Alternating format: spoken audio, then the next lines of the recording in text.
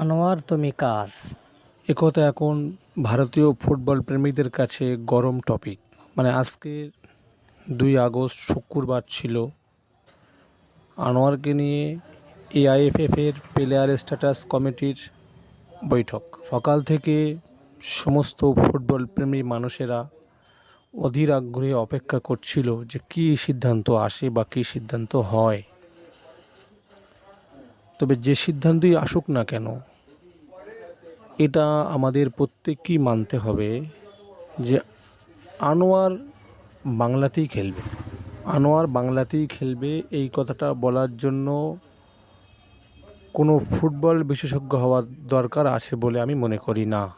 তো শুক্রবার আজকে আনোয়ারকে নিয়ে এআইএফএফের পিএসসির কমিটির বৈঠক।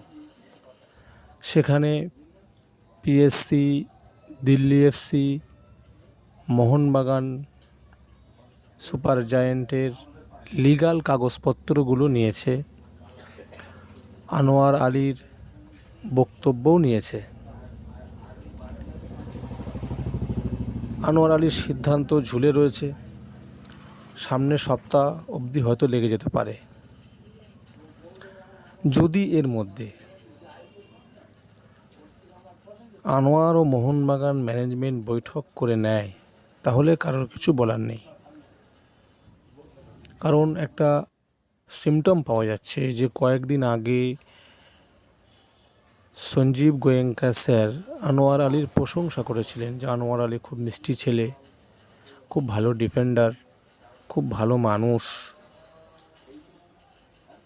তবে একটা কথা আমি আপনি সকলেই মেনে নিতে বাধ্য যে মোহনবাগানে এই মুহূর্তে তেমন স্বদেশি ভালো ডিফেন্ডার নেই।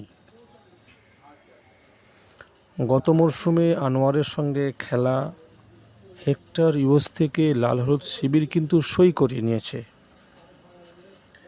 এছাড়া যদি আনোয়ার ইস্টবেঙ্গলে চলে যায়, তাহলে আপনি ধরে নেবেন যে মোহনবাগানের যে সেট ডিফেন্স ছিল হেক্টর ইউএসতে, সাইটে আনোয়ার, ইস্টবেঙ্গলে কিন্তু চলে যাবে।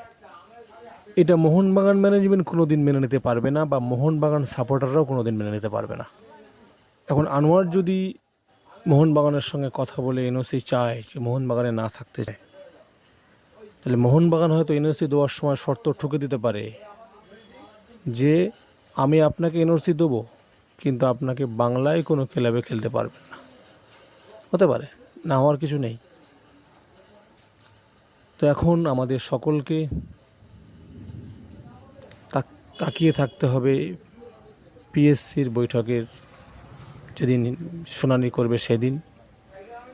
তবে শোনা যাচ্ছে যে আনোয়ার আলী মোহনবাগান থেকে এনওসি চাওয়ার জন্য পিএসসির কাছে আবেদন করেছেন। মোহনবাগানের কাছ থেকে নো অবজেকশন সার্টিফিকেট চাওয়ার জন্য পিএসসির কাছে আবেদন করেছেন, এতটুকু কিন্তু শোনা যাচ্ছে। এখন দেখার বিষয়, পিএসসি সমস্ত লিগালি কাগজপত্র দেখে বক্তব্য শুনে কী সিদ্ধান্ত নেয়। এখন সেদিনটা পর্যন্ত আমাদের অপেক্ষা করতে হবে। তো বন্ধুরা, আজকের দিন পর্যন্ত আনোয়ার আলীর আপডেট এটাই ছিল।